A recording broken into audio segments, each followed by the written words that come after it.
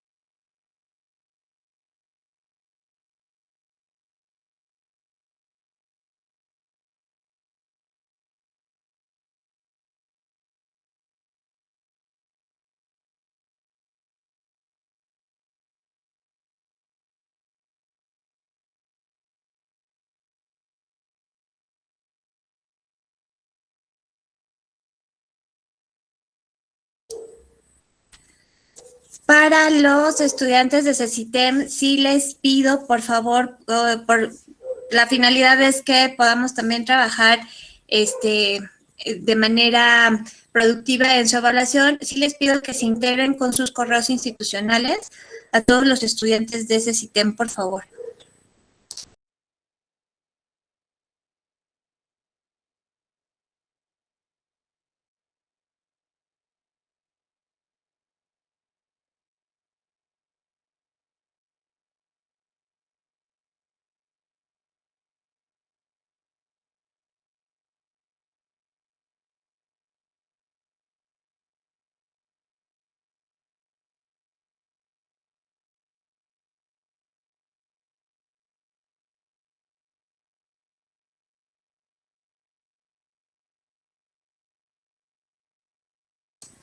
Ok, segunda llamada, son 11:33, empezamos 11:35, por favor.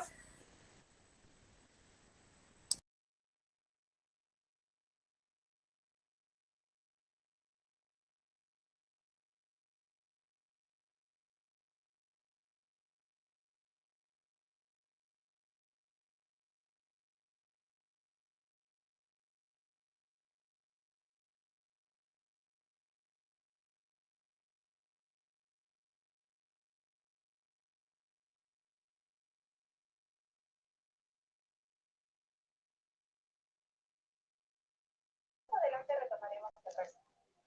Por supuesto, vemos aquí que la rama de Neolítico tiene debajo dos ramas. La primera es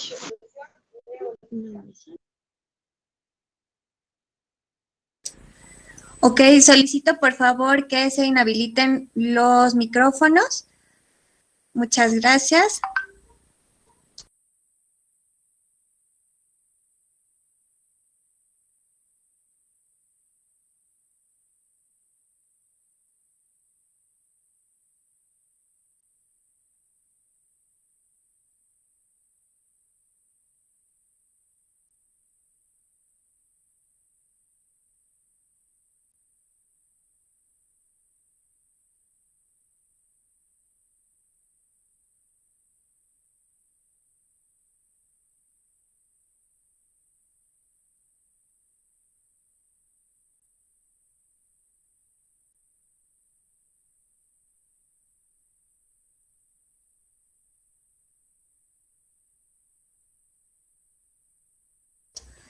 Pues listo, son 11:35 de la mañana, tenemos 83 participantes para esta sesión, esperemos que se vayan integrando muchas otras personas.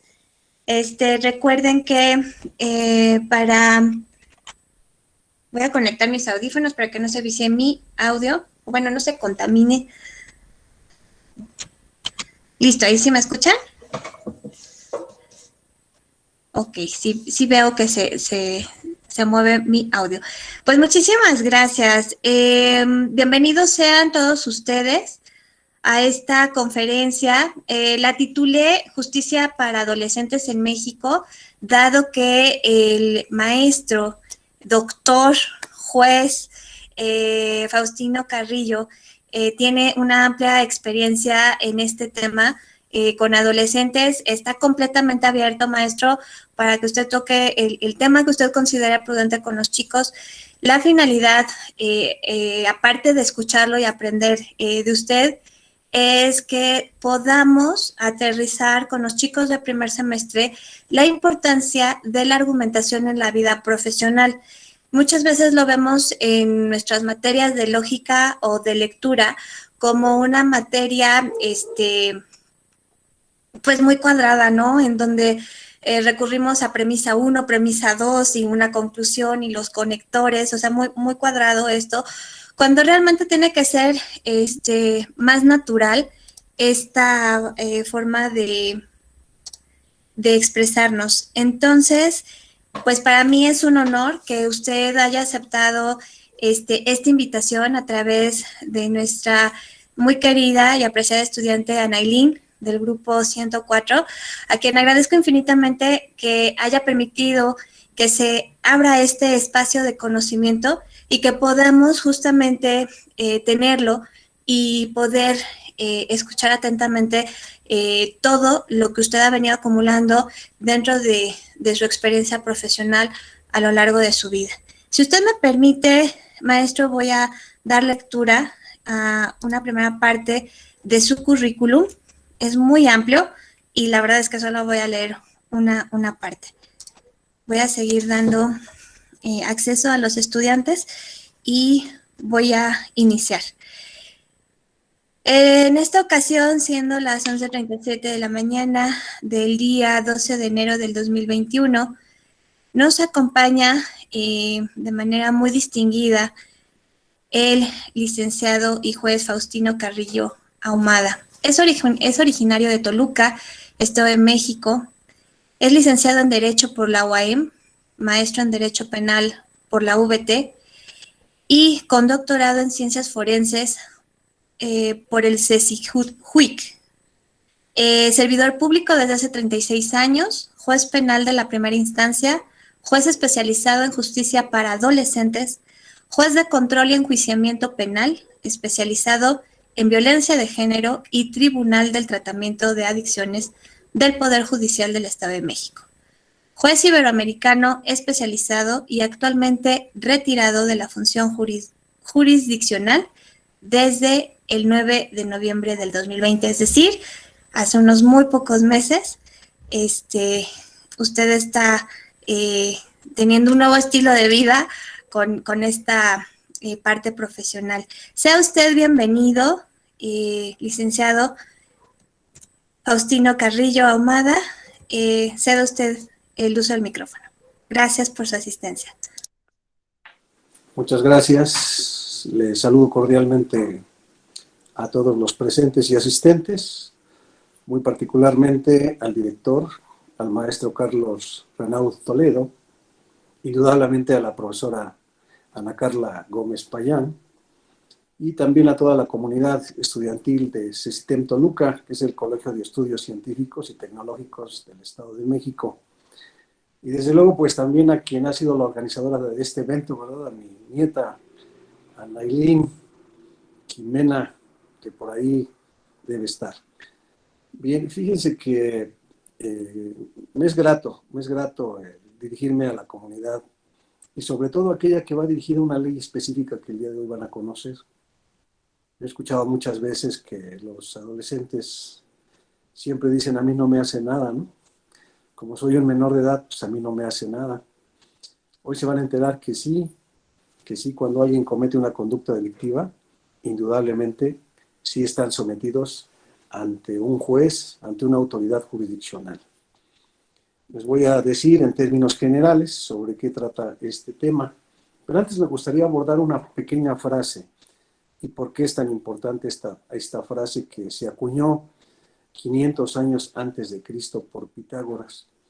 Él decía, educar a los niños y no será necesario castigar a los hombres.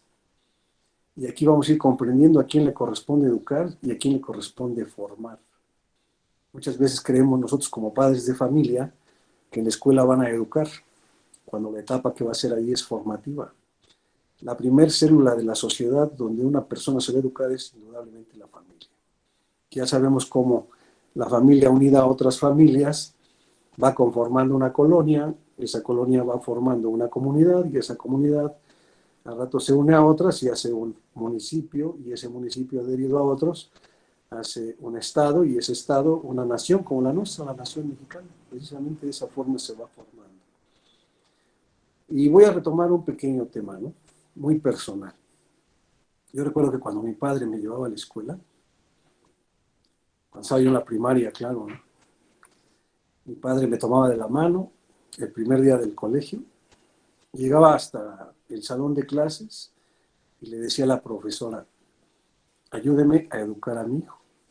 Cuando mi padre decía eso, bueno, pues indudablemente que le estaba transfiriendo a la profesora o al profesor una estafeta, ¿no? No solo era que me diera una formación académica, sino también que realizara ciertos correctivos si era necesario. Así pasó precisamente con los profesores que yo tuve la oportunidad de tener en la educación primaria, secundaria, incluso preparatoria. Ellos no solamente fueron formadores, sino también educaron, ¿no? Y parece ser que lo que se trata nada más es formar, y tiene sus razones también. La cuestión cuál es esta, que mi padre no solamente tenía esa confianza con los profesores, sino también la tenía con los vecinos. Entonces, si el vecino llegaba y me delataba porque veía que estaba haciendo algo mal, mi padre no, yo le reclamaba al vecino. Mi padre me llamaba la atención, confiaba en el vecino. De esa manera, nuestra sociedad iba transmitiendo valores unos hacia otros, hasta llegar a dónde, hasta el policía, porque yo cuando era niño o adolescente, siempre había un policía en mi colonia que era el que caminaba por las noches con su silbato, ¿no? A todos nos conocía, sabía quiénes éramos. Y cuando hacíamos algo que no era lo correcto, pues inmediatamente nos delataba con nuestros familiares. Evidentemente que esa sociedad quizá fue un poco dura, pero no porque haya sido dura quiere decir que haya sido mala, por el contrario. De alguna otra manera nos formaban una escala de valores. Y esto tiene que ver precisamente con lo que vamos a abordar el día de hoy. Me gustaría iniciar mencionándolos a ustedes cuáles son los factores que yo considero primordiales que provocan la delincuencia juvenil. Porque aquí vamos a hablar de adolescentes que están en conflicto con la ley penal o que otros conocen como menores criminales o menores que han cometido delitos. Los factores criminógenos que han provocado la delincuencia juvenil, el primer lugar donde se genera, aunque no lo creamos, es en el seno de la familia. Y esto se provoca por varias razones. Porque puede haber violencia intrafamiliar, o llámese maltrato familiar, abuso del padre a la madre, o de la madre al padre, o de ambos, y también eso hacia los hijos. Eso genera después un comportamiento al exterior.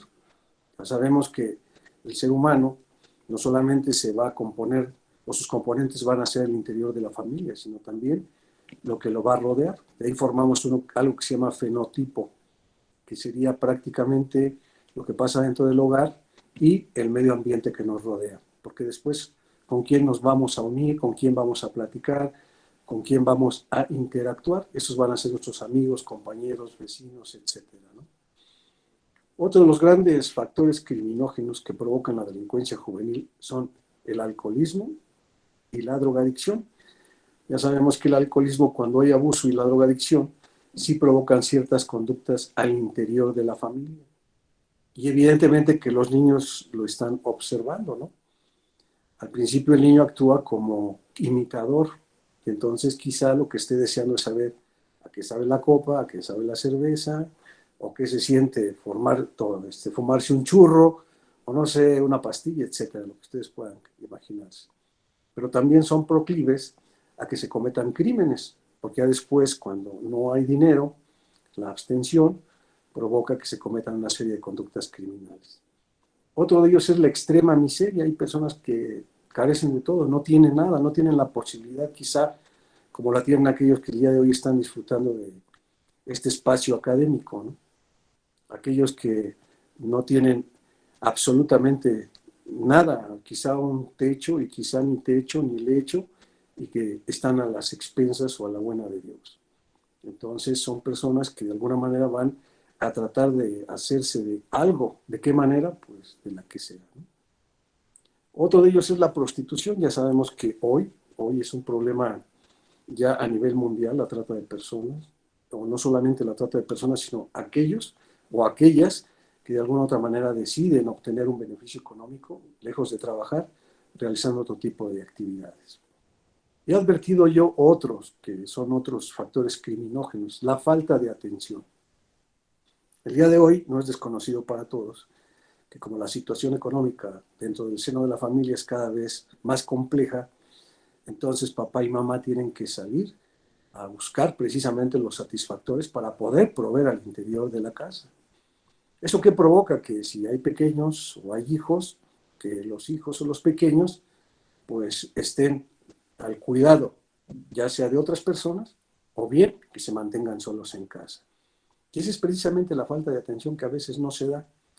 A veces se nos olvida que nosotros inculcamos una forma de comportamiento a nuestros menores hijos o a los que están el día de hoy aquí. Se les da una forma de comportamiento de tal suerte que cuando está la familia integrada, ese es el comportamiento que se da, pero cuando no está, ¿cómo se comporta? Esa es la parte interesante que hay que saber, ¿no? ¿Cómo se comportan si tienen personal que ayude en la casa, personal doméstico? Bueno, pues el personal doméstico sabrá cuál es el comportamiento. Si no lo tienen, será la abuelita, si no será la tía, si no serán los vecinos, o si no será aquel que se haga cargo, en este caso, de los menores de edad. Eso ha provocado precisamente que haya una falta de respeto. Y es una falta de respeto porque a veces la soledad, la falta de atención, aunado a las drogas, etcétera, eso va provocando precisamente que no se vaya teniendo un valor determinado con relación al respeto. Y cuando me refiero al respeto, el respeto a los mayores, ¿no? Se va perdiendo el respeto por la autoridad. Y la autoridad que se pierde es la de los padres, se pierde la de los profesores. Yo recuerdo que no hace mucho di una conferencia en la Secretaría de Educación Pública y algunos profesores me decían, oiga, es que ahora parecemos nosotros delincuentes, ¿no? Ya no podemos hacer determinadas o no tener determinadas actitudes porque ya tenemos una queja en la Comisión de Derechos Humanos. En lugar de que el padre se concientice de que su hijo no está actuando bien, se molesta cuando le llaman la atención y en lugar de hacer un convenio con el profesor, va y lo denuncia para tratar de, en este caso, vengar a su hijo que aparentemente fue discriminado, ¿no? Y eso pues va modificando los valores y se nota, porque así como no tenemos lo que sería ese respeto por lo que serán nuestros padres, nuestros mayores, abuelos, etcétera, hermanos, no lo vamos a tener con los profesores. Mucho menos lo vamos a tener entonces con el policía, ¿no? Y ahí vemos cuando el policía detiene a una persona, y hoy lo vemos, hasta hay videograbaciones donde enfrentan a los policías, incluso hasta los agreden, ya no solamente a los policías, hasta a los soldados, ¿no? Se ha perdido totalmente el valor de autoridad. Eso provoca... Deme un segundito, por favor, deme un segundo.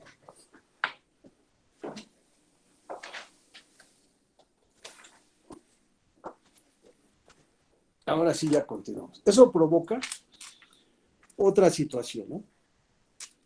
Se modifican los valores, porque entonces ahora ya no se respeta a la autoridad, sino que ahora lo que tratamos es de embonar. Tratamos de entrar en un núcleo, en un grupo donde haya personas como somos nosotros. Ahí sí respetamos. ¿Pero por qué? Porque ya tenemos una modificación o una distorsión de lo que son los valores socialmente establecidos. Y los valores socialmente establecidos se van imponiendo con una finalidad, que es la convivencia social. La idea es que todos podamos convivir. La idea es que todos seamos respetuosos con los otros, ¿no? Por eso nosotros decimos en derecho, ¿hasta dónde se transgrede el derecho o hasta dónde la propiedad es mía? Pues por eso es el límite, ¿no? Cada quien tiene su casa, cada quien tiene sus bardas y cuando alguien se pasa de por ahí, entonces ya empieza a haber un delito de despojo o algún allanamiento de morada, cualquier otra cosa que puede generar un delito. Pero ¿qué es lo que hace un menor adolescente que ya perdió valores, que ya tiene falta de atención, que ya tiene falta de respeto, que ya incluso está en miseria, etcétera? Bueno, pues ahora va a buscar un grupo, y va a buscar un grupo donde embonar, y normalmente ese grupo donde lo encuentra con otros afines, con otros que son parecidos, que quizá les gusta la violencia, que quizá también toman, se drogan, etcétera, que ya tienen unos valores socialmente establecidos para ingresar a ese grupo. A ese le denominamos nosotros pandillas. Y también se van formando grupos o tribus urbanas. Ya conocemos, ¿no? O quizá ustedes las conozcan más que yo, lo que son los cholos, los punquetos, etcétera, ¿no? Que son grupos donde se va aceptando a ciertas personas que tienen diferentes, o más bien similitud en sus actitudes. Y eso provoca otra cuestión al interior, en este caso de los colegios. Normalmente es al interior de los colegios, pero también se da al interior de casa, o también se da en la colonia, o en el lugar a veces a donde nosotros vamos. ¿Cómo le llamamos? Bullying, ¿verdad? Porque entonces ese tipo de personas que ya perdieron el valor, ahora ¿qué se dedican? A acosar. Por eso se da el acoso escolar, o matonaje escolar, o manoteo escolar, que también es un grave problema el día de hoy, ¿no? El bullying. ¿Cómo lo vamos a contener? Porque tenemos ahora, porque hoy se da la problemática de que el chico que hace bullying, resulta que tiene unos papás que permiten el bullying. Y como los papás permiten el bullying, entonces no permiten que le digan nada o le haga nada o pase algo con relación a su menor hijo que está cometiendo precisamente el bullying, ¿verdad? Porque ellos normalmente, y así lo veo yo, y a mí me pasó como juzgador, creen que su hijo no rompe un plato, creen que su hijo es buena gente, cuando en realidad no lo es. Eso provoca una reacción social, aunque uno no lo quiera. ¿Por qué? Porque entonces aquel que comete el bullying, aquel que tiene ese tipo de conductas de las que ya ellos señalado, precisamente que son proclives a cometer un delito, sufren estigmatización y les van dando etiquetas, ¿no? Que normalmente son las que se le vienen señalando en la sociedad. No te juntes con él porque es drogadicto, no te juntes con él porque es alcohólico, no te juntes con él porque es pobre, no te juntes con él porque está gordo, o por aquel que está flaco, etcétera. Entonces se empieza a estigmatizar. Esa es la forma en que reacciona, en este caso, la sociedad. Y eso también, ¿qué otra cosa provoca? El rechazo, ¿no? El rechazo a ese tipo de personas. Por eso es que se van agrupando, por eso es que van formando células, porque ya están rechazados de la sociedad en general, y entonces ellos buscan un grupo para poder ser aceptados. Y entonces vienen los castigos, y los castigos van a ser de diferente forma.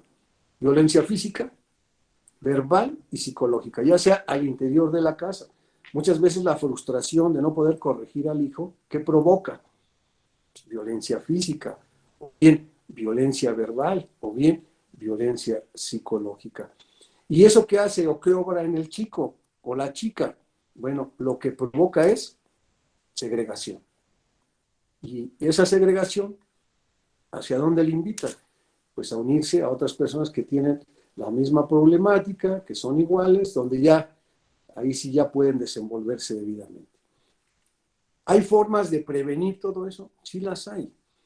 La primera que diré, hacer acuerdos y convenios, como lo hizo mi padre con la profesora cuando me llevaba de la mano, ¿no? Y le decía, aquí le dejo a Faustinito, ayúdeme a educarlo, edúquelo, y ya después fórmelo, ¿no? O sea, que para mi padre era importante la educación y también la formación. Así que cuando yo hacía algo en la escuela y yo le decía a mi papá, mañana tienes que ir a la escuela porque te habla la maestra, ¿para qué les digo qué decía mi papá? Mi papá ya sabía que no había hecho algo bueno. Ya desde ahí ya tenía yo una reprensión por parte de mi padre, porque confiaba ciegamente en lo que decía la profesora o el profesor. Es decir, establecer ese tipo de convenios y creerlos y no sentirse agredidos. Pero hay otros más. Lo que puede prevenir la delincuencia es, aunque no se crea, una escuela. Que tengamos nosotros una escuela, que el chico tenga dónde ir, que tenga dónde formarse, que tenga dónde convivir con otros chicos y que esto sea de manera sana. Otra sería jardines o espacios públicos, desde luego que cuenten con el alumbrado público correspondiente y que les sirva de esparcimiento, ¿no? Ya sabemos que si hay un jardín que está bonito y tiene mucha luz, bueno, pues todo el mundo va a querer pasar por ahí, quizás hacer un poco de deporte, esparcir, pero la otra es que si no tiene luz y está el jardín, pues nadie va a querer pasar por ahí porque también se vuelve un foco proclive para poder cometer delitos, ¿no? Otros son los satisfactores que pueden tener uno al interior de casa, que exista agua potable, centros deportivos, centros de convivencia, ya sea de canto, baile, actividades manuales, ¿no? Y por si pareciera increíble, los templos, ¿no? El tener por lo menos un espacio espiritual donde ir a dialogar con el poder superior como cada quien lo conciba, ¿no?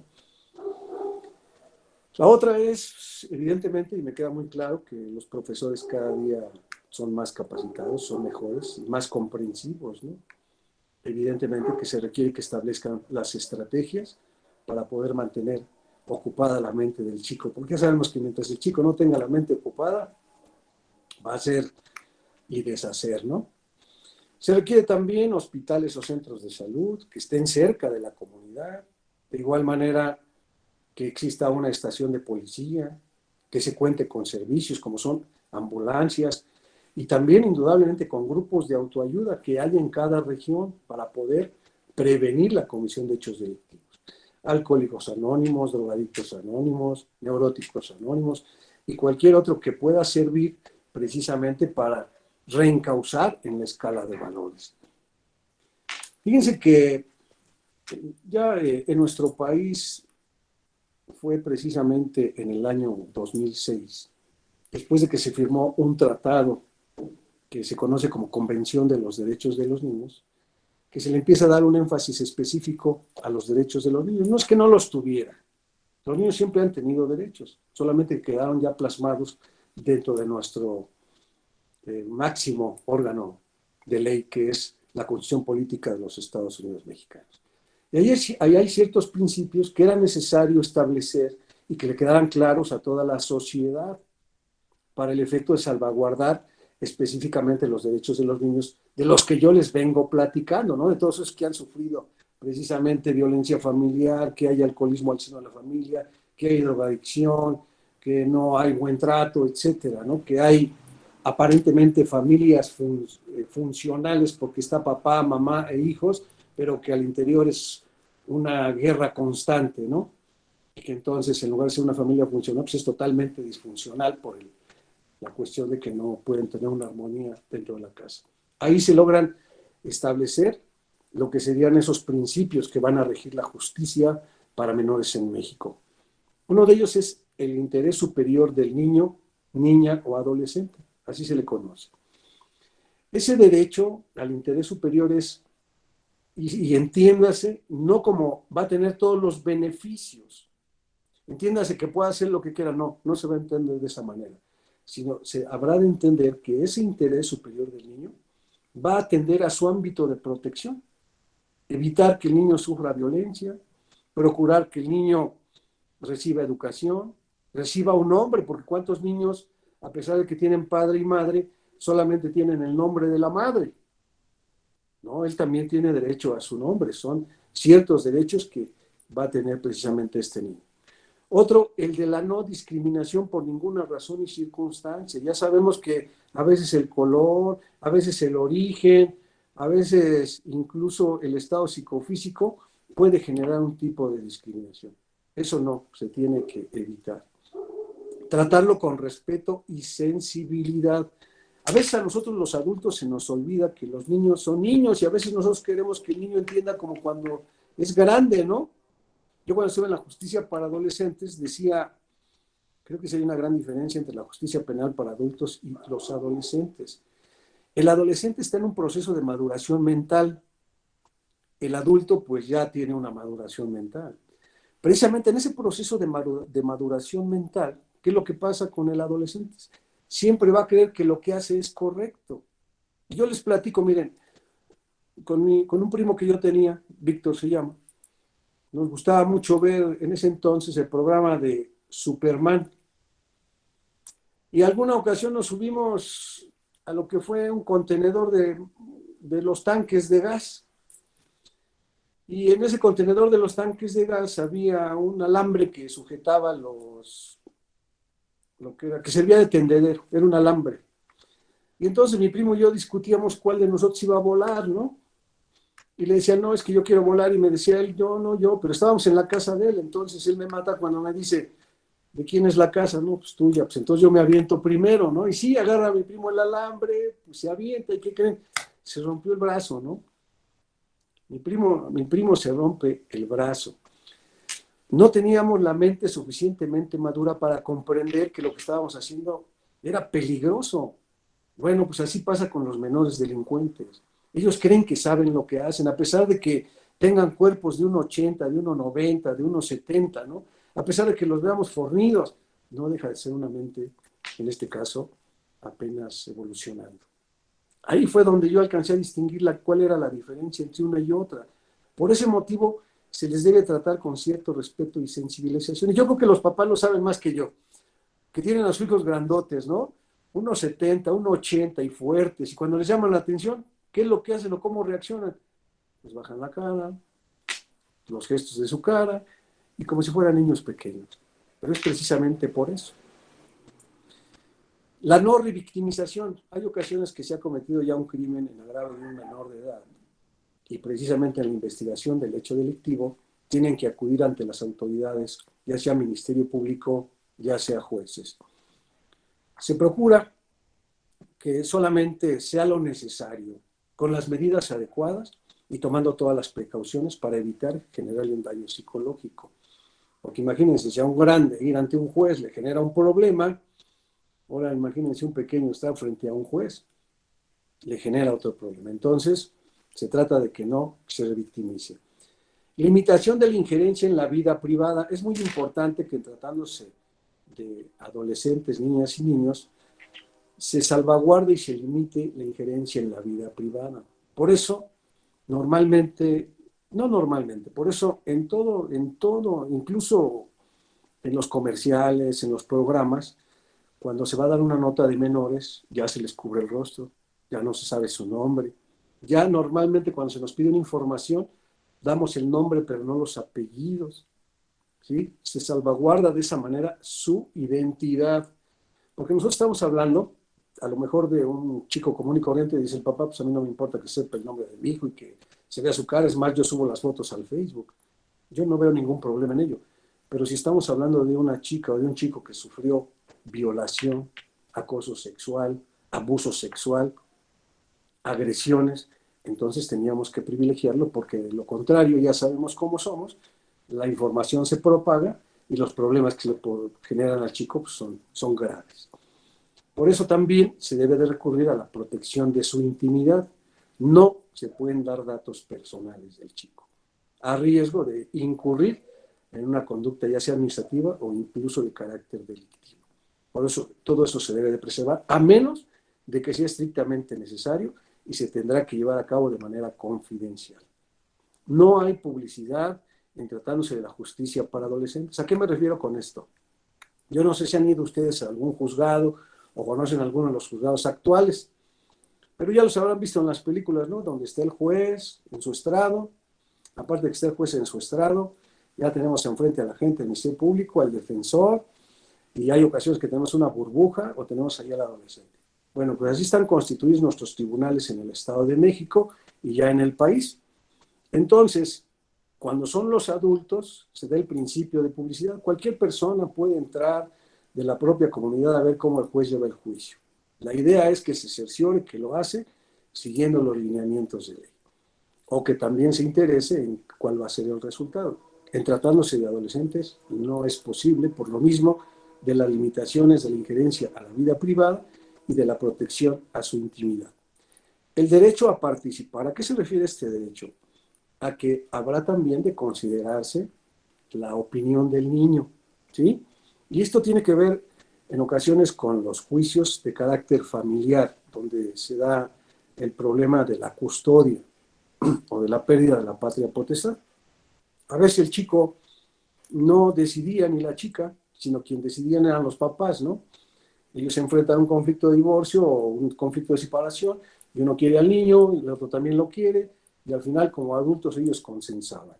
Bueno, ahora de lo que se trata es que un juez escuche precisamente a ese menor y que con los apoyos con los que se cuenta el juez, que son psicólogos especializados en niños, pueda saber a qué lugar o en qué lugar él pudiera estar mejor con algunos de sus progenitores, ¿no?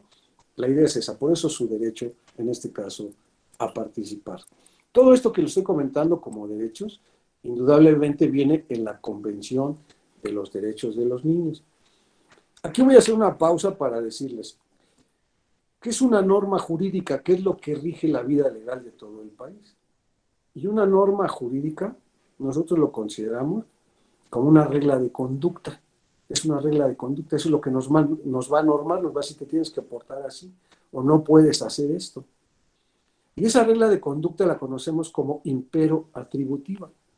Es decir, que nos va a conceder derechos, pero también nos va a dar obligaciones, ¿sí?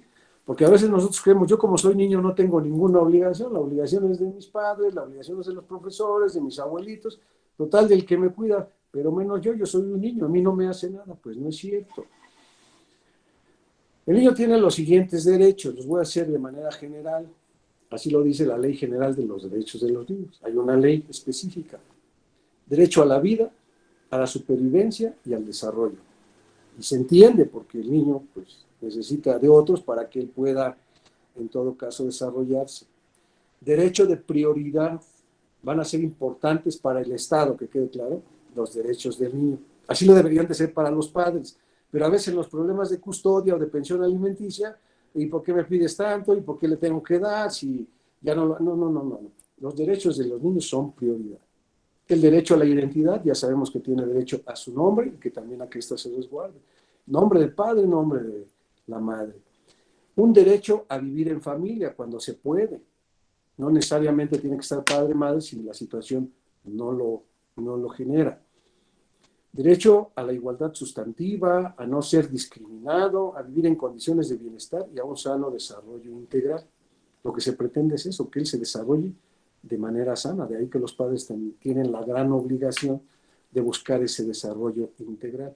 Pero ese desarrollo integral no quiere decir, en la búsqueda del bienestar, pues ahora le vamos a traer el PlayStation, le vamos a traer el Atari, le vamos a traer la bicicleta, la moto, el carro, etc. No.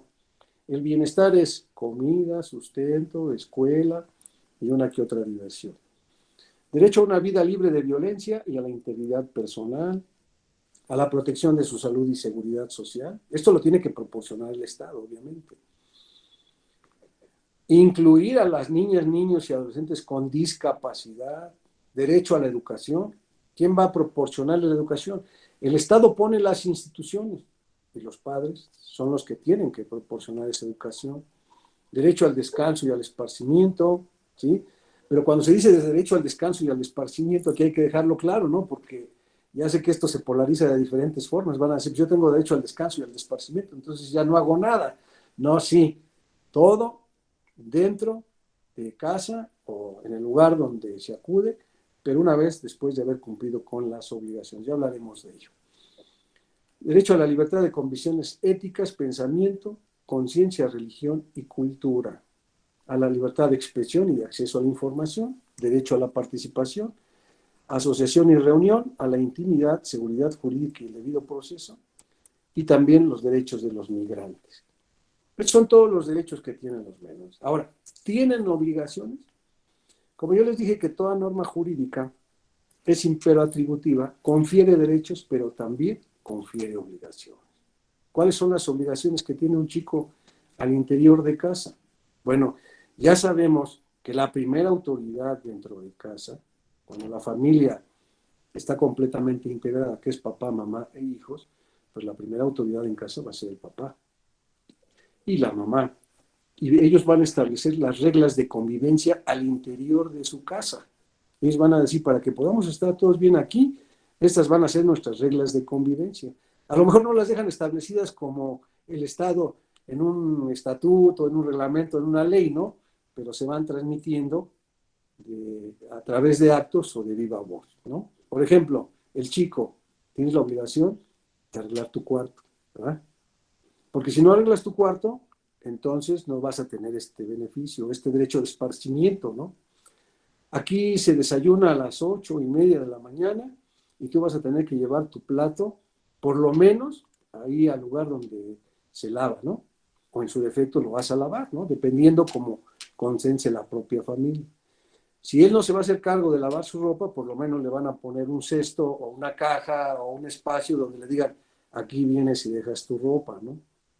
No va a ser el cuarto, ahora sí como Hiroshima, un desastre, ¿no? Que llegue uno y encuentre los calcetines hasta abajo de la cama, ¿no? No, no. Ir estableciendo reglas específicas que den lugar a una convivencia armoniosa. Si no quieren que se la pase pegado todo el santo día en la televisión, se van a establecer reglas y horarios y también qué tipo de programas. Todo eso son obligaciones que tiene que cumplir el menor.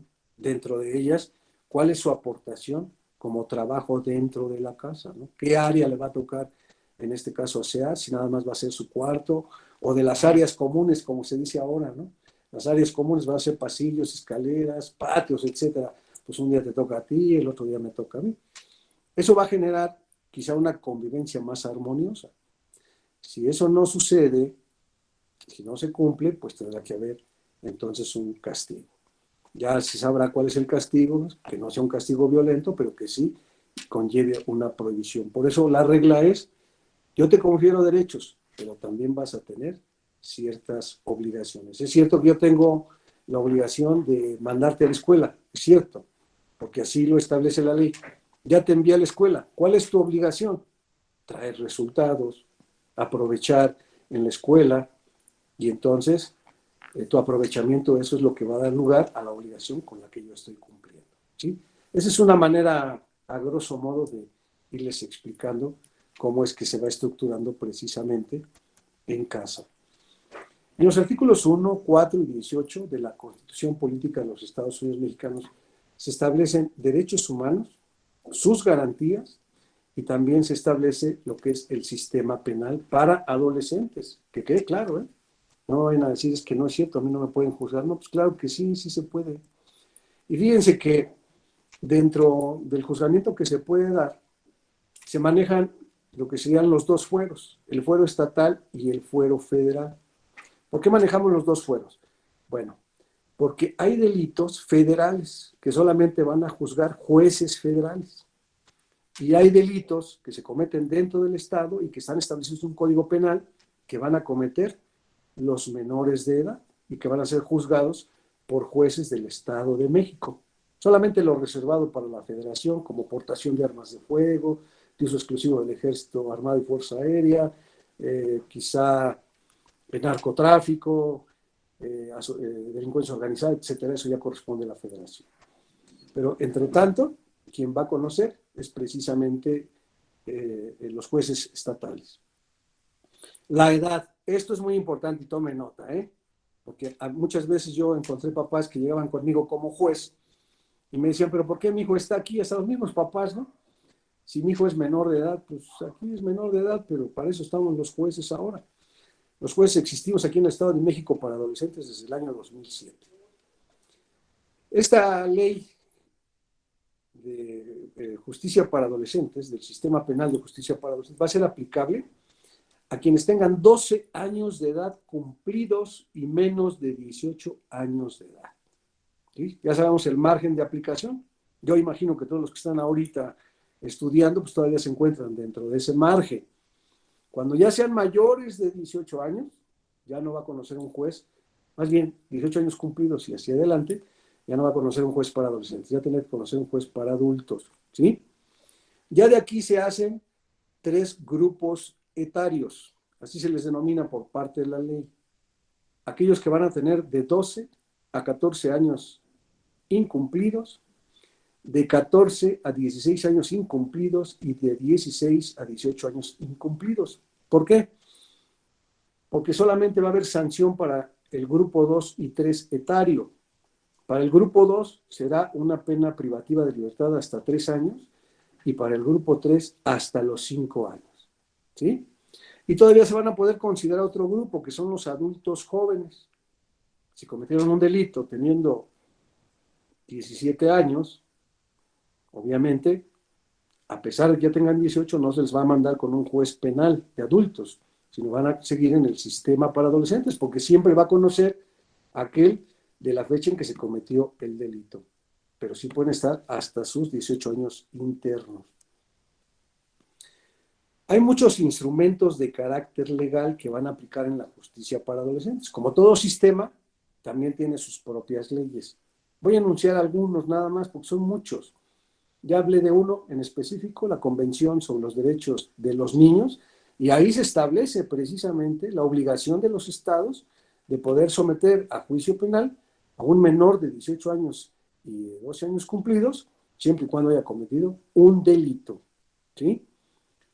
Y hay otros instrumentos de carácter legal.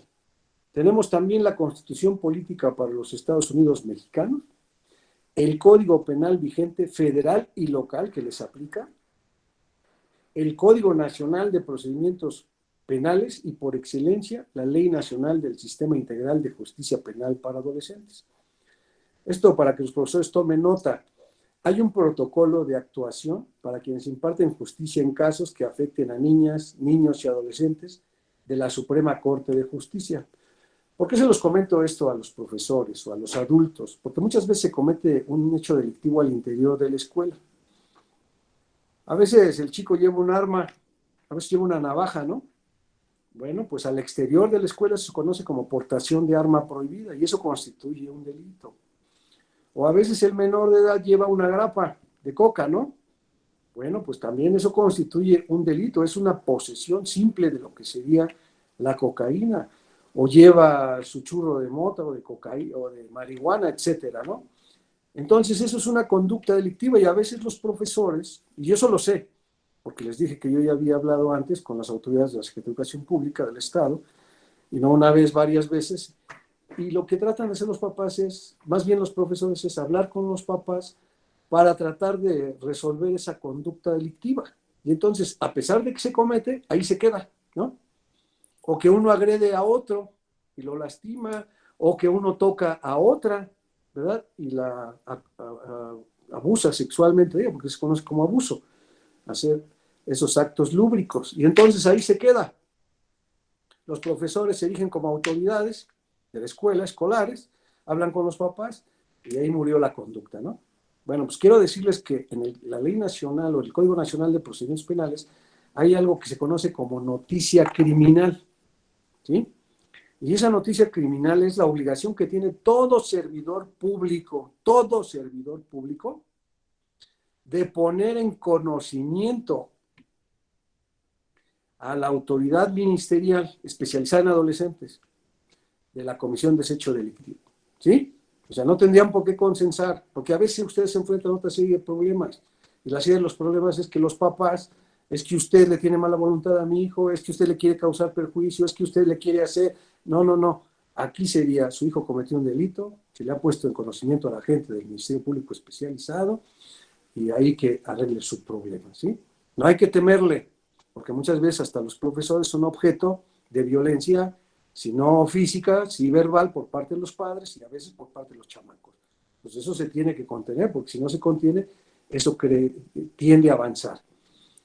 Hace algunos años, y les digo hace algunos años porque fue por el año 2000, déjenme acordar, es que han pasado tantos años, 2011, yo era juez de adolescentes, me invitaron a dar una conferencia en una escuela secundaria, a un lado del Coyote, ahí en Nezahualcóyotl. No recuerdo cuál era la escuela secundaria, y tampoco vamos a decirla para no quemarla, pero queda a 2 cuadras, ¿no?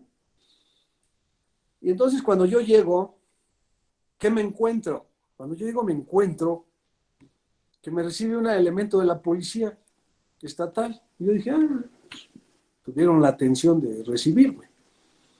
Y la policía me conduce hasta allá. Dije, bueno, pues la figura del juez se impone, pues se requiere cierta autoridad.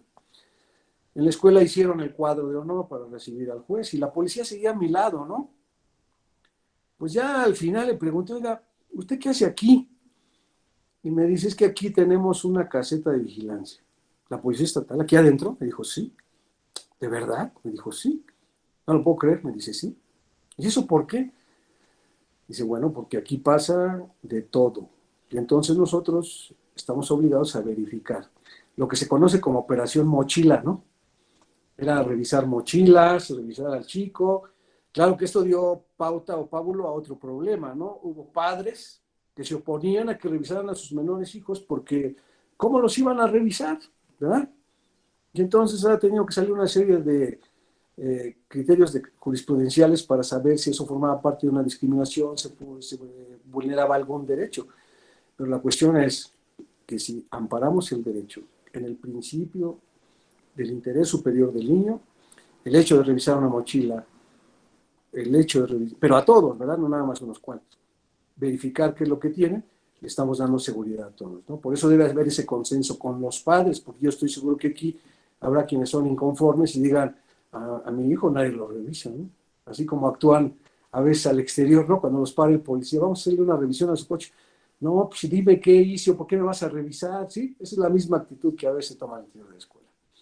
Y yo aquí veo a uno de mis compañeros que trabaja precisamente en el sistema de seguridad pública estatal, y él lo sabe perfectamente todo lo que tiene que enfrentar la autoridad en materia de seguridad pública y de prevención, precisamente con esas personas que han tenido ese desarrollo. Y me refiero a mi amigo Neri, que lo estoy viendo aquí, lo saludo con respeto. Sí, compañero también, doctor en Derecho. Y él lo sabe, él sabe que lo que estoy diciendo ocurre, ¿no? Esos padres que lo para el policía y que usted cometió esto, estamos en revisión. No, se oponen rotundamente. Imagínense, el niño lo está observando, el niño lo está viendo. Ahora ese niño llega a la escuela y le dicen, te vamos a revisar tu mochila. ¿Qué va a decir el niño? A mí no me revisan mi mochila y a mí me están vulnerando mis derechos. Ahí son conductas repetitivas, ¿no? Pero sería bueno entonces que los profesores tuvieran en sus manos ese protocolo de actuación para quienes imparten justicia en casos que afecten a niños, niños y adolescentes de la Suprema Corte de Justicia de la Nación. Ese incluso está disponible en internet, ¿eh? Ustedes lo pueden bajar, hacen su petición y la Corte se los envía de manera gratuita. Precisamente para que este sistema pueda funcionar debidamente, ¿qué es lo que se requiere? Así como los profesores se han preparado para tener a sus alumnos de kinder, a los de primaria, a los de secundaria, ¿no? Han tenido que tener toda una preparación pedagógica para poder entenderlos, pues también en el sistema integral de justicia para adolescentes se requiere en los ámbitos federal y estatal que se cuente en la Procuración de Justicia con agentes del Ministerio Público especializados en adolescentes, con jueces especializados en adolescentes, con policías especializados en adolescentes, en fin, todo el personal involucrado en tratándose de adolescentes en conflicto con la ley penal tienen que ser especializados. Y yo creo que los profesores lo entienden más que yo, ¿verdad? Saben que es necesario tener ese tipo de sensibilización para poder llegar a conocer de raíz la problemática, en este caso del chico. Pero bueno, sí los hay, sí los existen. En el Estado de México existen los tribunales especializados en justicia para adolescentes. Existen jueces especializados en justicia para adolescentes y agentes del Ministerio Público. Así que es un mito eso de que porque yo soy menor de edad y a pesar de que cometí un delito, a mí no me hace nada. No, no es cierto. Un policía lo puede asegurar, lo puede detener si está cometiendo un delito flagrante y ponerlo a disposición de la gente del Ministerio Público. Claro, el Ministerio Público no es un niño, es una persona especializada. Y si cometió el delito, lo va a poner a disposición de un juez. ¿Y el juez qué va a hacer? Lo va a juzgar. Y le va a imponer una sanción. Y lo puede privar de su libertad hasta 5 años. ¿Me explico? Dependiendo la edad, ya les había dicho las edades. Hay un debido proceso que se va a seguir con relación precisamente a estos chicos. De ahí que se requiere de una fase de investigación. El policía lo detiene cometiendo un hecho delictivo, lo pone a disposición del agente del Ministerio Público y el agente del Ministerio Público lo que va a requerir es una denuncia, una querella o una noticia criminal para que pueda iniciar la actividad de investigación. Ya nombrará sus peritos, ya realizará los dictámenes correspondientes, si hay lesionado, para que sea examinado, si le robaron, tendrán que acreditar la propiedad, etcétera, dependiendo del delito que se haya cometido, porque no hay exclusivos, no hay delitos exclusivos, nada más estos cometen los adolescentes, no, todo el Código Penal, que quede claro. Una vez que el agente del Ministerio Público ya cuenta con lo necesario, lo va a poner a disposición del agente, del juez, ¿sí? Hay jueces especializados en adolescentes, tanto de control como de tribunal de enjuiciamiento. Se va a llevar a cabo el trámite correspondiente hasta que se le dicte una sentencia. La única diferencia en tratándose del sistema de adultos es que la sentencia de un adolescente solo quedará como un antecedente, pero no penal. No se podrá tomar en consideración como antecedente penal, sino como estadística, para el efecto de que no le perjudiquen su vida de adulto. Al final lo que se pretende con esta justicia es formar y corregir al adolescente en su escala de valores. Todos esos valores que debió haber aprendido y que la sociedad impone como obligatorios, ahora se va a tratar de que lo siga a pie juntillas y trate de eludir y eliminar aquella escala de valores que le fue deformada o que distorsionada o que no era la correcta. ¿Me explico? Esa es la finalidad de este sistema. Se pretende que, de acuerdo al delito que cometa, si cometió un homicidio, bueno, sea proporcional la sanción que se le aplique con relación a esa privación de la vida. O si es una violación, o si es un hurto, o si son lesiones, o etcétera. Cualquier otro delito que éste pudiera cometer, que sea proporcional al hecho cometido y que le sirva precisamente para corregirse. Por eso hay varias medidas de sanción. Por ejemplo, tenemos unas que no son privativas de la libertad. Tenemos, por ejemplo, la amonestación, dependiendo la falta, ¿no? Porque pues a lo mejor no es tan grave la falta. Y el juez dice, pues nada más lo voy a amonestar y que no lo vuelva a hacer. En el caso de la aportación de arma prohibida, te voy a juzgar, eres culpable, pero no te voy a poner una sanción de que quedes prisionero. Te voy a poner una amonestación. Ahora sí, como en el fútbol, le va a sacar la tarjeta amarilla, ¿no? Y le va a decir, si lo vuelves a hacer, esto cada vez va a ser más grave. Y así es, ¿no? El apercibimiento, que también le va a decir, no lo vuelvas a hacer, porque cada vez las sanciones son graves. O bien le va a hacer prestar servicio a favor de la comunidad, lo mandará al municipio, ahí les pedirá que lo pongan a barrer, a pintar, etcétera. Ya se dan cuenta ustedes cómo hablábamos de unos derechos, que la ley de los derechos de los niños son todos esos sus derechos. Pues ya estamos viendo las restricciones de esos derechos, ¿verdad? Es que yo tengo que tener esparcimiento porque soy un niño, sí, pero cometiste un delito o transgrediste la regla y como la transgrediste, ahora te vas a pintar, te vas a barrer. Es que eso es discriminatorio, forma parte de tu corrección y tu formación. Sesiones de asesoramiento colectivo y actividades análogas, supervisión familiar, prohibición de acudir a determinados lugares, conducir vehículos y utilizar instrumentos, objetos o productos que se hayan utilizado en el hecho delictivo.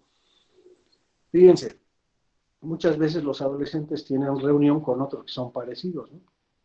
Bueno, pues entonces se te prohíbe que te acerques a esos lugares. Se te prohíbe que te juntes con esas personas. Cometió el hecho delictivo conduciendo vehículos. Ya sabemos que hay unos papás permisivos que a nuestros hijos desde los 16 años llévate el coche, ¿no? No puedes manejar, ¿sí? O no puedes utilizar algún instrumento parecido como aquel que cometiste el delito. La idea es que se vaya apartando en este caso del crimen. Se va a integrar a programas especializados en teoría de género en casos de hechos tipificados como delitos sexuales, ¿no? Ya sabemos que...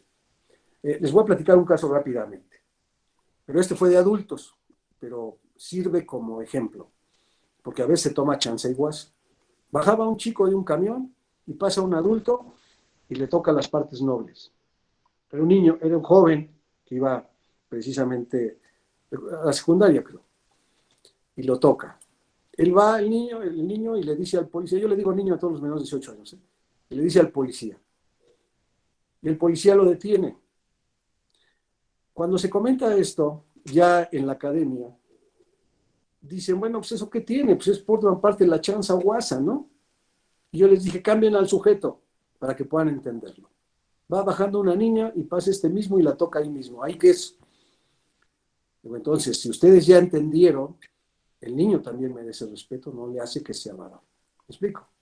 Al final esa persona fue condenada y tuvo que responder. A él le correspondieron 9 años de prisión, porque ahora ese tipo de conductas son graves para los adultos. ¿Sí? Hay otras medidas que son privativas o restrictivas de la libertad, como serían las estancias domiciliarias, que esté en su domicilio, el internamiento, el semi-internamiento o internamiento en tiempo libre.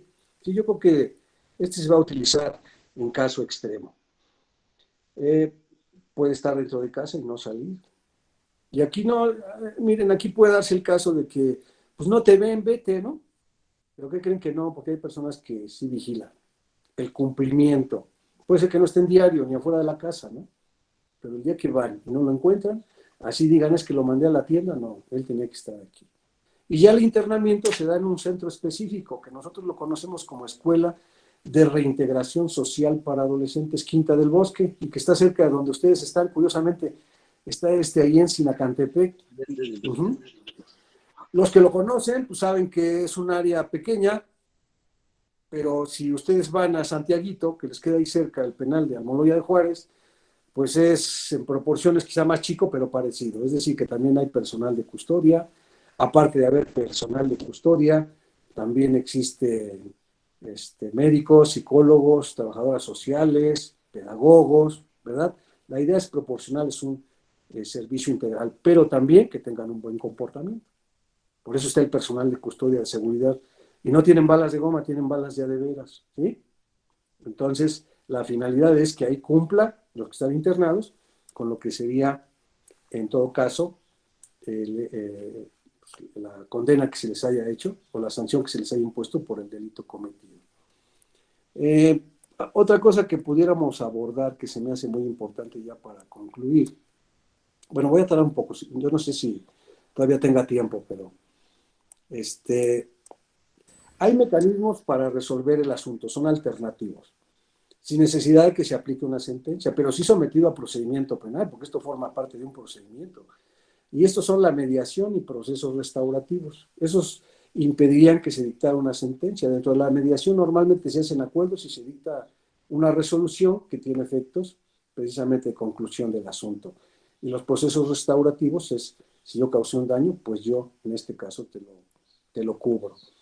Y las soluciones alternas son los acuerdos reparatorios que puedan celebrar, en este caso los grandes, o con el chico, que se supone que el que debe de hacerlo es él, para que a él resienta ahora sí el peso social, entonces tendría que cumplir ya sea con alguna cuestión que él pudiera comprometerse, ¿no? Y puede haber suspensión condicional del proceso, que no puede ser menor de un año, ni menos de 3 meses. Es decir, que va a estar sujeto a vigilancia constante de la autoridad, previo el pago de determinadas obligaciones que tiene con la parte de la que afectó. ¿Me explico?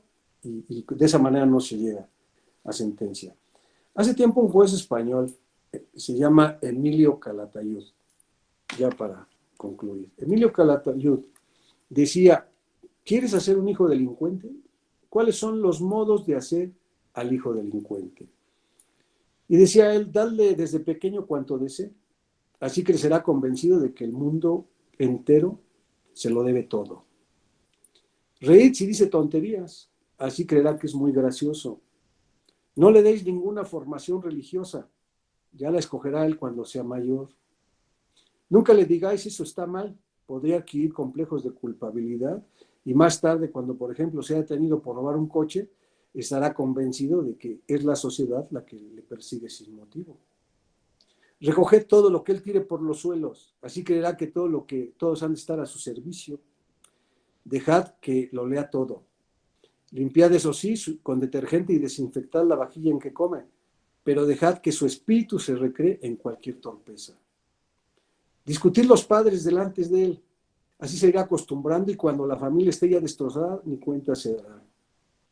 Darle todo el dinero que quiera, no sea que sospeche que para tener dinero se debe trabajar. Que todos sus deseos estén satisfechos, comer, beber, divertirse, de otro modo resultaría frustrado. Darle siempre la razón. Son los profesores, la gente, la ley, la sociedad, quienes la tienen tomada con el pobre muchacho. No le reprendáis, no sea que se disguste. Cuando tu hijo ya sea un desastre, proclamad que nunca pudiste hacer nada por él. Pero por otra parte, hay otros grandes 10 consejos que nos dan la posibilidad de educar a nuestros hijos o reeducar a nuestros hijos si queremos. Escucharle más que hablarle. Exigirle solo cosas importantes. Razonar las órdenes. No le pongas etiquetas peyorativas. Más que decirle es un mentiroso, dile, has dicho una mentira. Hazle razonar sus ideas. No te rías de sus ideas. Muéstrale sus equivocaciones. Tus órdenes claras, concretas, exigiendo su cumplimiento. No amenaces inútilmente. Exige los castigos impuestos. No lo levantes a no ser por causa razonable. Que los castigos sean proporcionales a la falta. Y no permitas que te falte al respeto, pero tú tampoco le grites.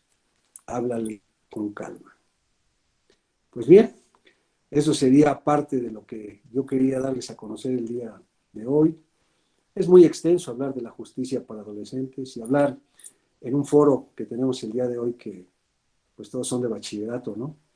Tratar más o menos de darles una pincelada de lo que es el sistema de justicia penal para adolescentes en México y en nuestro Estado de México.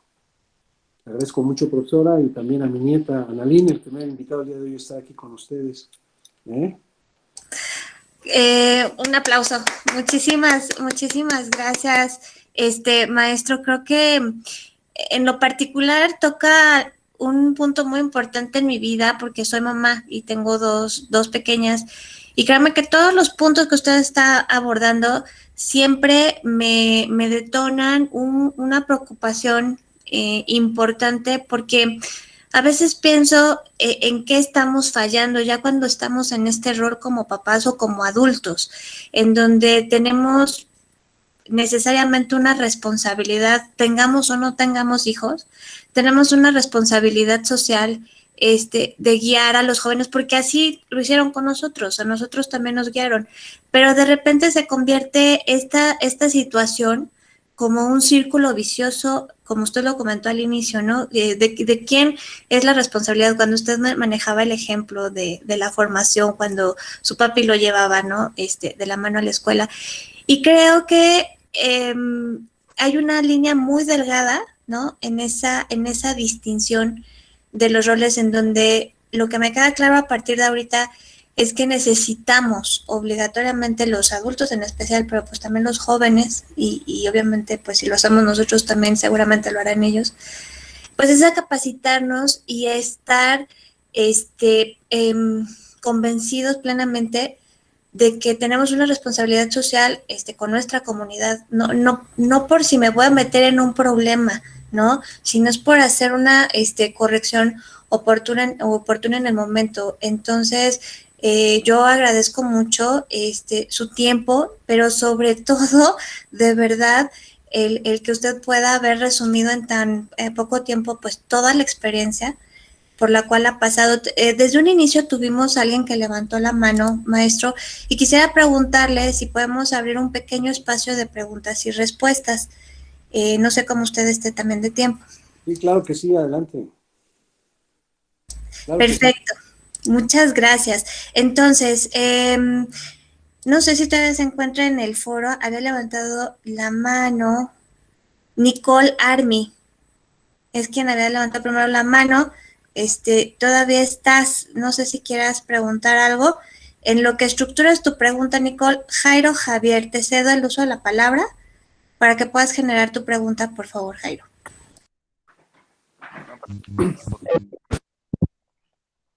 No quería preguntar nada. ¿No querías preguntar nada? No, muy bien, Jairo, es que tienes la mano arriba, ya la bajé. Muy bien, ¿alguien de nuestros asistentes quisiera hacer alguna pregunta?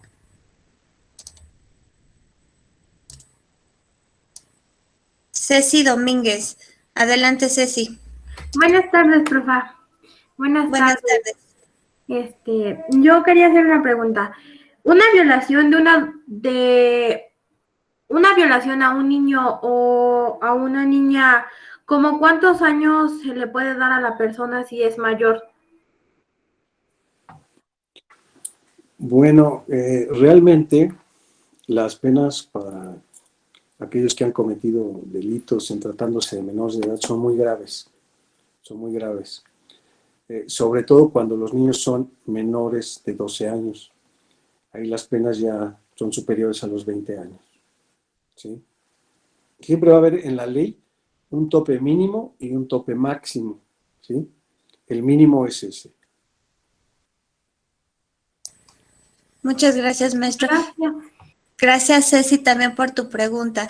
Maestro, yo quisiera preguntarle, en todos los años de experiencia que usted ha tenido, y sobre todo como juez, ¿cuál fue o cuál ha sido uno de los momentos más que impactó a su vida profesional como juez?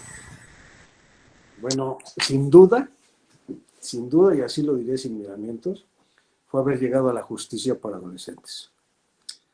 ¿Por qué? Porque yo desde que ingresé al sistema de justicia penal al que yo conocía, que era para adultos. Y obviamente que yo me dedico a estudiar el sistema jurídico penal. Incluso los libros que yo escribo son con relación al sistema jurídico penal en México. Cuando a mí me hablaban de la justicia para adolescentes o llegaba a llegar un chico equivocadamente ahí, pues ¿qué era lo que hacíamos? Pues mándenlo al consejo tutelar. ¿Qué pasaba ahí? No sabía. Es más, en mi cabeza no entraba que un niño podía cometer delitos, ¿no? Y resulta que cuando se instrumenta el sistema de justicia penal para adolescentes, a mí me invita el señor presidente del tribunal, voluntariamente, y voy al sistema de justicia para adolescentes y, oh, Dios mío, lo que encuentro. Y entonces cuando yo veo ese sistema de justicia para adolescentes y más lo que se lleva a cabo, entonces me preocupa, ¿no? ¿Por qué me preocupa? Porque entonces el sistema de resocialización debe ser excelente.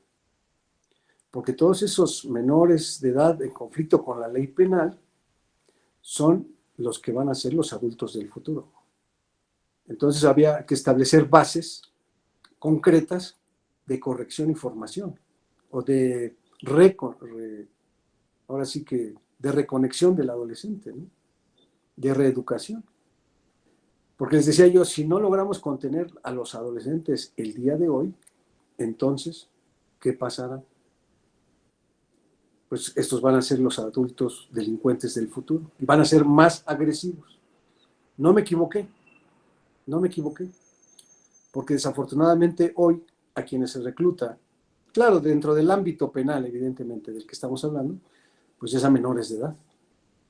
Y entonces encontramos a menores de edad que forman parte de las filas de delincuencia organizada y que cometen lo que no se imagina.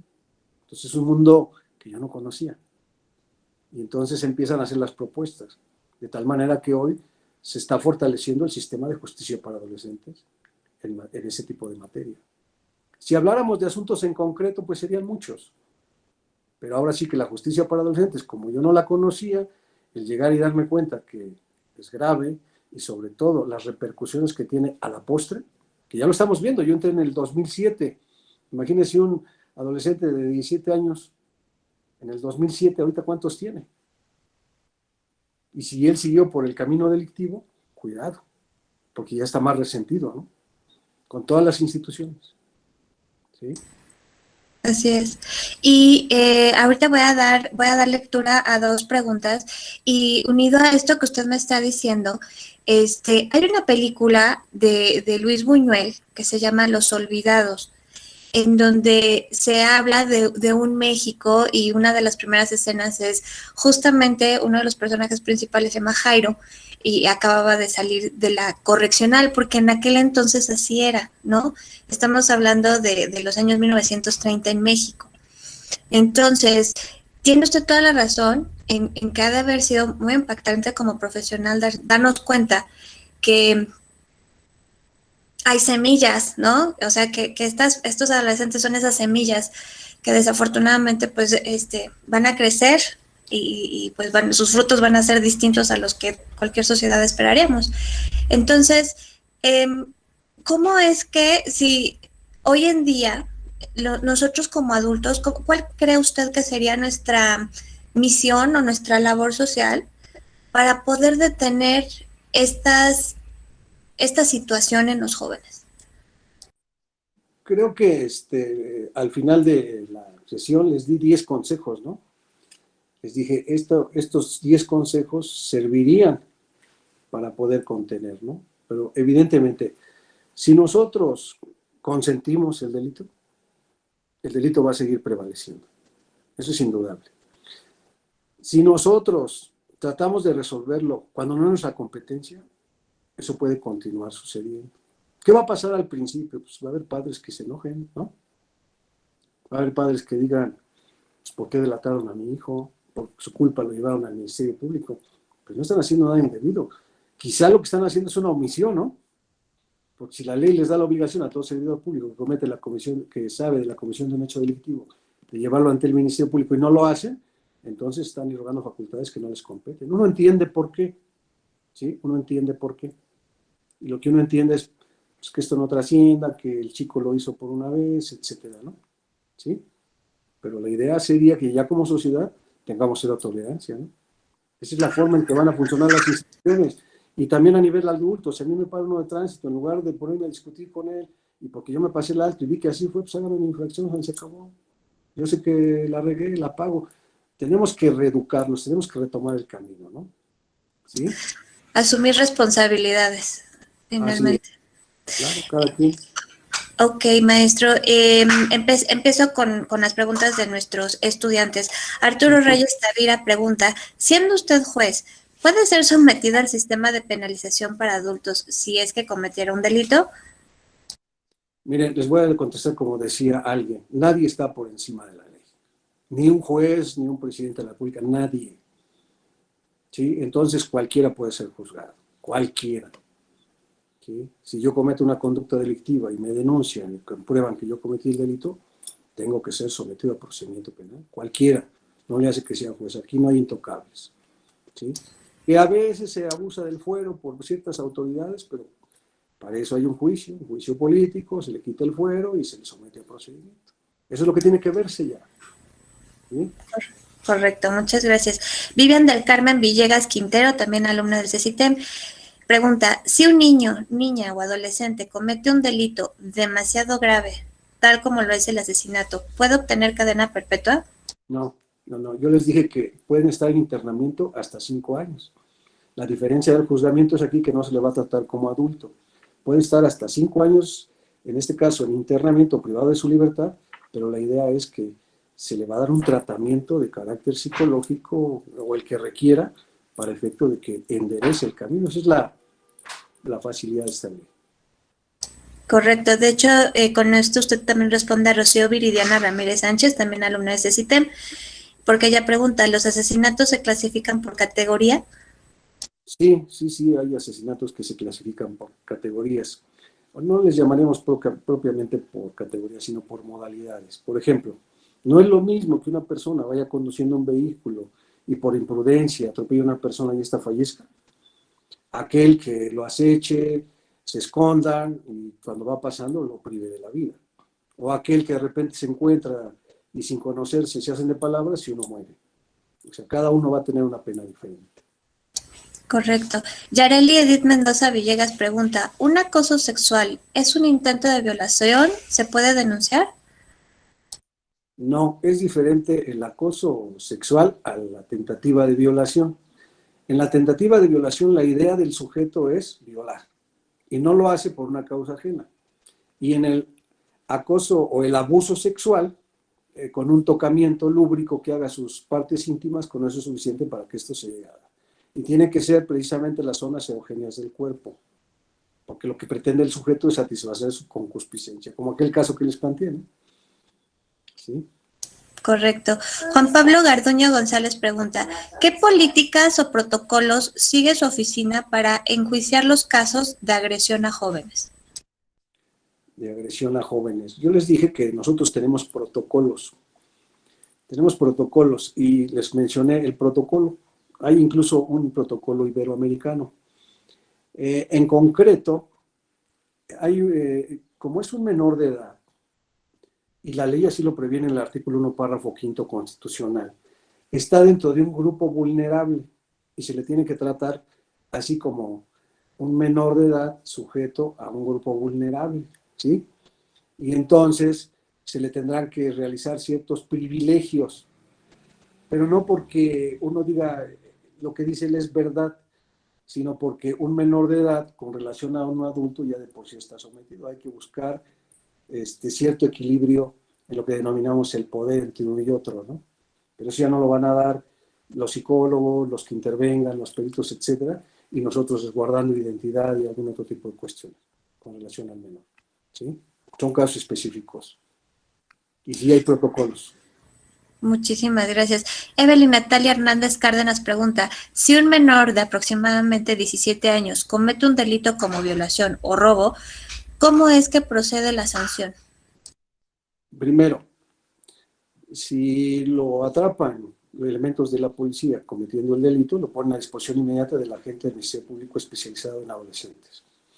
Si no, van y presentan su denuncia ante el agente del Ministerio Público especializado de adolescentes, explicando los hechos, señalando al responsable. Y el agente del Ministerio Público se encarga de hacer la investigación correspondiente. Una vez que ya verifica que ese hecho se llevó a cabo y que si es el probable responsable, acude ante el juez de adolescentes para solicitar si lleva a cabo el juicio respectivo. Correcto, muchas gracias. Hay otro estudiante que pregunta, no es precisamente con relación a lo que usted comentó, evidentemente no, bueno, voy a dar lectura, pero no tiene nada que ver con el texto. El alcalde Gerardo Nava, ¿cuántos años de condena tendrá por delito cometido? Bueno, estamos ahí hablando de un personaje político, ¿no? Que también es una situación, pero pues no está dentro del tema, Juan Diego. Pero vamos a tocarlo, Adelante. Toda persona goza de un principio o de un derecho que se llama presunción de inocencia. Nadie va a ser culpable hasta que no se demuestre que lo es. Entre tanto, una persona es inocente. El decir ahora que cuánta pena merece una persona que no ha sido ni sometida a procedimiento, entonces sería hablar de algo que puede perjudicar a una persona que es inocente, hasta que no haya pruebas que demuestren que es él. ¿Entiende? Ahorita está la investigación correspondiente. Tiene todo el derecho a defenderse. Yaranitzi Vázquez Iniesta pregunta, en caso de una violación de hace 3 o 4 años, ¿todavía se puede hacer justicia sabiendo que los familiares no quisieron hacer nada contra la persona, pero ahora tú como la víctima quieres que pague? Sí, puede hacerlo. Nosotros hablamos dentro de los delitos de lo que sería la prescripción de la acción penal. ¿En qué tiempo prescribe la acción penal? Aquí la acción penal viene prescribiendo en un término medio aritmético de lo que corresponde precisamente al delito. ¿Sí? Si fue violación y estamos hablando de 4 años, yo le decía que la mínima es 20, entonces tiene todo ese tiempo para denunciarlo. La cuestión es que lo denuncie y que pueda justificarlo. ¿Sí? Pero sí, está abierto la posibilidad de que pueda llevarlo a cabo. Correcto, muchas gracias. Ashley Lisette Sánchez Reyes pregunta, si un adolescente y un adulto cometen el mismo delito, ¿ambos tienen el mismo castigo? No, yo les comentaba que la justicia para adolescentes por eso es especial y específica. El adolescente va a tener hasta determinada sanción, por eso di la más grave, ¿no? Que es la prisión hasta 5 años. Pero vamos a decir que cometen un asesinato, y ese asesinato es grave, homicidio se le denomina, y es muy grave, y la prisión aquí es vitalicia, es decir, es para siempre. Entonces, el adulto se queda para siempre, el otro lo más que se va a quedar son 5 años. Por eso les comentaba que la delincuencia organizada es más lista y está reclutando a menores, ¿no? Ana Fernanda Araujo Vilchis pregunta, ¿qué tipo de corrupción logra identificar en su lugar de trabajo? Bueno, ya con relación a los juzgadores y habiendo lo que sería los juicios orales, ya es menos proclive a que eso se lleve a cabo, ¿no? ¿Por qué? Porque el juez ahora conoce a las personas cuando está frente a ellos. Hoy los jueces ya no tienen contacto con las partes. Hoy el juez sale por una puertita que está en la parte de atrás, sale a su estrado y ahí conoce a todos los actores. Fuera de ahí, difícilmente puede tener contacto con ellos, a menos de que sean los del exterior, pero ya difícilmente un juez puede, previo, incluso a veces no sabe, más bien, no a veces, casi nunca sabe uno qué asunto va a llevar, hasta que uno está dentro de. Sí sabemos que se trata de una revisión de medidas cautelares, una audiencia inicial, sabemos cuál es el procedimiento, pero no sabemos cuáles son las partes involucradas. ¿Sí? Entonces ya poco a poco va disminuyendo esa parte. Muchísimas gracias. Miriam Axel Martínez Rodríguez pregunta, buenas tardes, ¿cuáles son las reglas que deben aplicarse para el internamiento preventivo contra un adolescente? Sí, dentro del código, dentro de la ley general para adolescentes, hay unos delitos específicos, que son los que van a meritar ya de FAU, lo que sería el internamiento. Los demás están sujetos a supervisión, ¿sí? Pero sí hay ciertos delitos en los que el adolescente va a ser sometido a lo que sería la prisión, como se le conoce acá, el internamiento oficioso, ¿no? Ahorita le voy a dar algunos para que sepan cuáles son, porque a veces decimos, pues sí, ni cometen esos delitos. Serían más o menos los delitos de secuestro, los delitos de trata de personas y para la protección y asistencia de víctimas de delitos, terrorismo, lo que sería la extorsión agravada, y siempre y cuando se cometa en asociación delictuosa, los delitos contra la salud, pero en el caso concreto del narcotráfico, posesión, portación, fabricación, importación y acopio de armas de fuego prohibidas y de uso exclusivo del Ejército y Fuerza Aérea, homicidios dolosos, incluyendo el feminicidio, violación sexual, lesiones dolosas que pongan en peligro la vida o dejen incapacidad permanente, robo cometido con violencia. Esos serían los que ya de consumo tienen la privación de la libertad.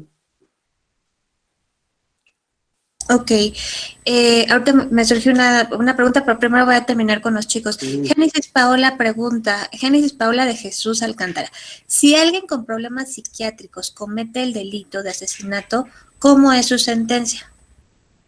Nosotros tenemos dos procedimientos, ¿no? El procedimiento para las personas que están bien de sus facultades mentales y otro para los que están alienados o que tienen problemas o trastornos, precisamente ya sea transitorios o permanentes, que se les conoce como inimputables. También son sometidos a procedimiento, pero eso, claro, es un tratamiento o el internamiento donde se les va a corregir, pues ya son personas que no son corregibles, ¿no?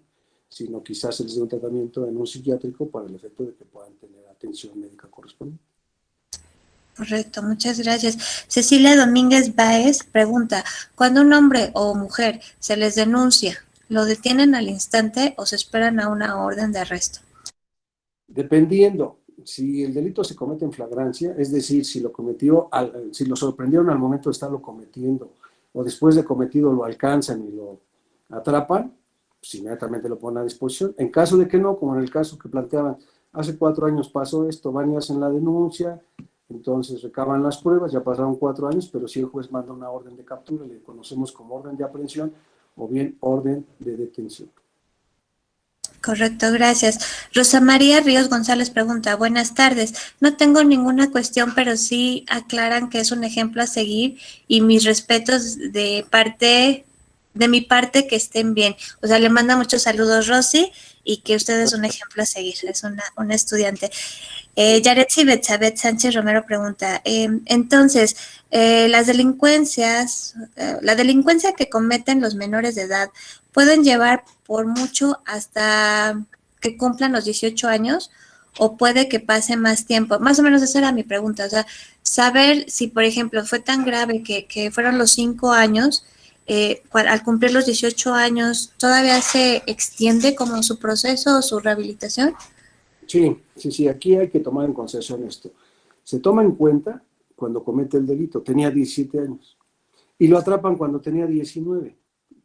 Dicen, no, pues ya tiene 19 y ya no tiene menos de 18, ya no es. No, sí. ¿Por qué?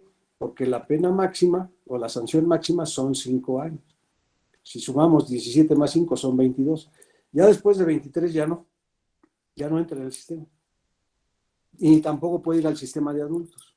Es decir, que el adolescente cometió el hecho delictivo a los 17, pero lo atrapan a los 23, pues ya que se vaya con los grandes, ya prescribió la acción. Ya no le hace nada.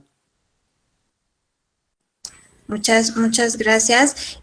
Ahorita, chicos, voy a cerrar las preguntas hasta María Evelyn Estrada para que podamos dar un cierre. Son las 12:58, bueno, cuando ella hizo la pregunta.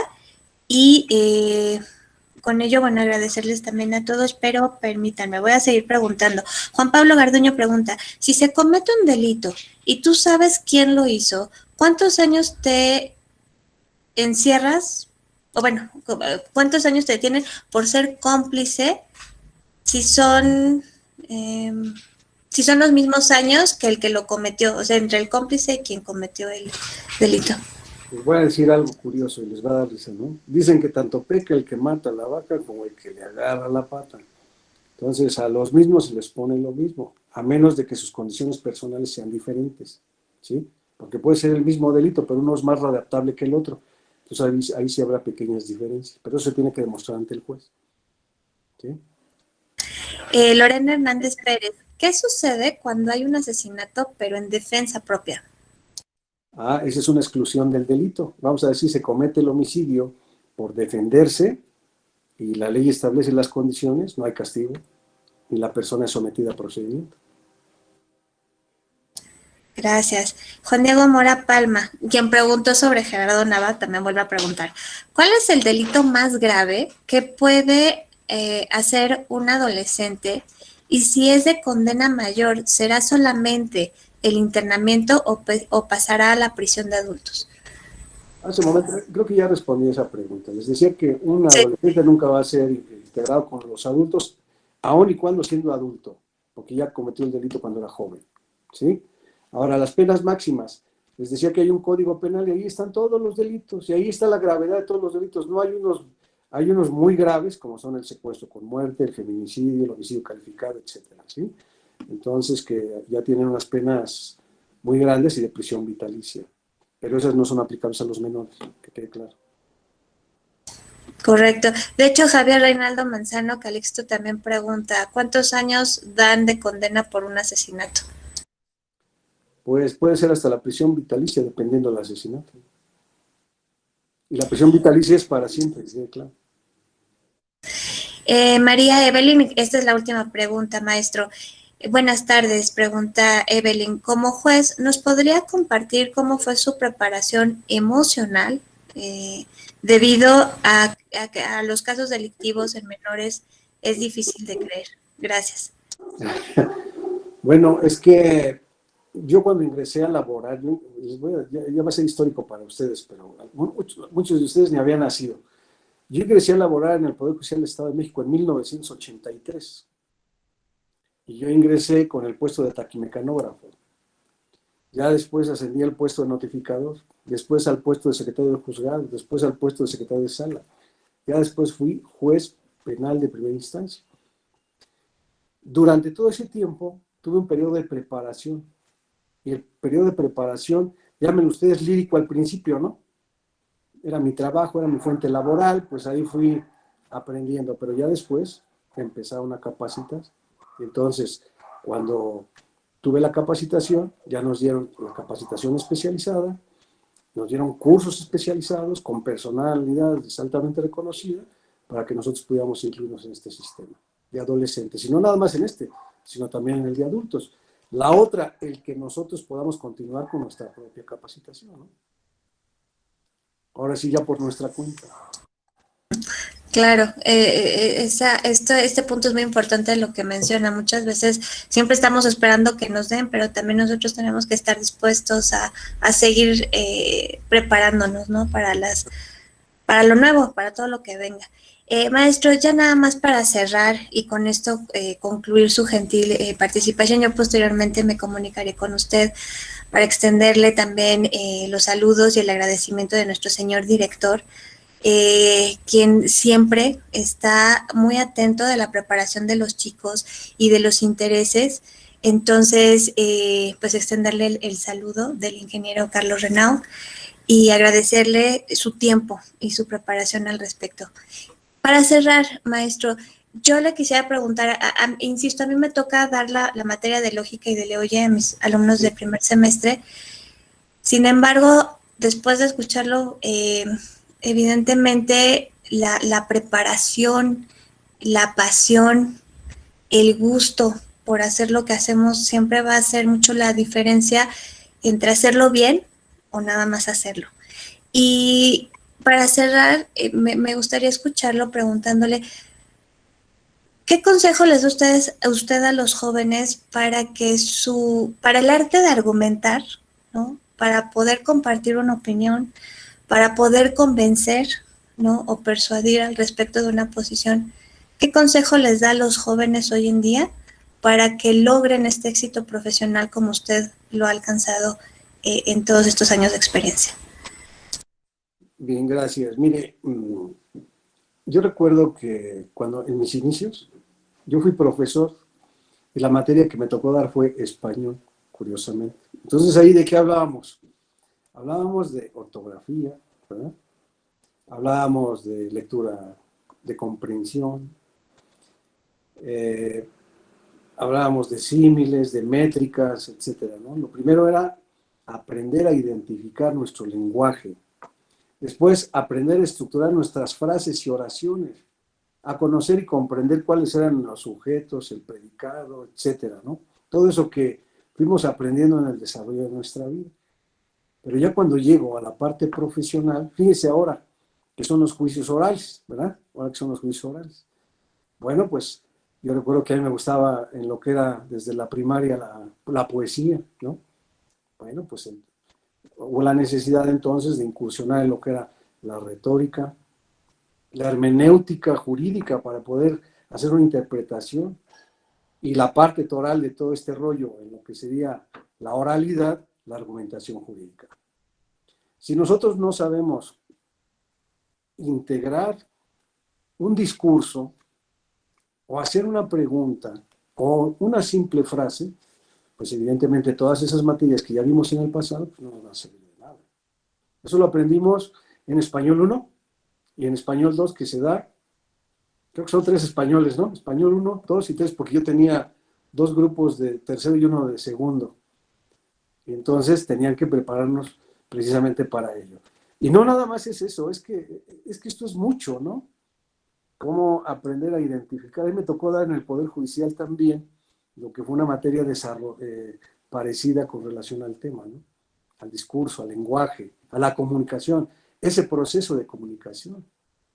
Entonces, son materias que a lo mejor consideramos que no son útiles, pero para mí, para mi compañero que está aquí, que nos hizo favor de acompañar el día de hoy, Neri, para él también son importantes porque es el trabajo que nosotros desempeñamos. Y como abogados, nosotros, ¿cómo nos defendemos? Conociendo la ley y a través de la palabra y de la estructura mental que tenemos al momento de plantear alguna teoría del caso. ¿Me explico? Entonces es súper importante. Claro que no es igual de entretenido que quizá alguna otra materia, pero tiene una gran utilidad. Bueno, para acabar pronto, hasta para convencer a la novia hay que saber argumentar. Es correcto, es correcto. Yo siempre les digo a los chicos, hasta para saber pedir permiso a los papás cuando quieres hacer algo, ¿no? Maestro, de corazón, yo agradezco mucho el espacio. Anailín, te agradezco mucho el poder acercarnos a tu abuelito. Es un momento muy especial para mí.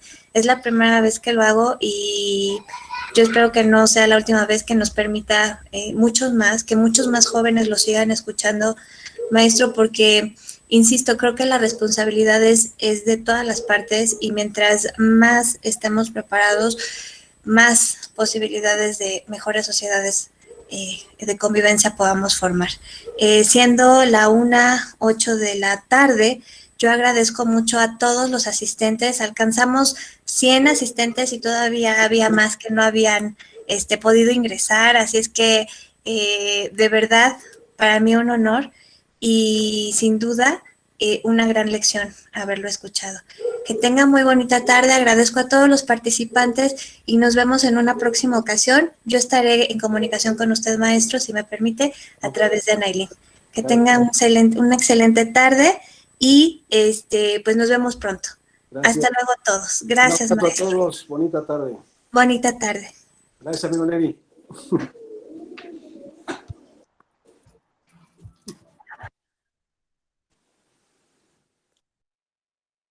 Ya.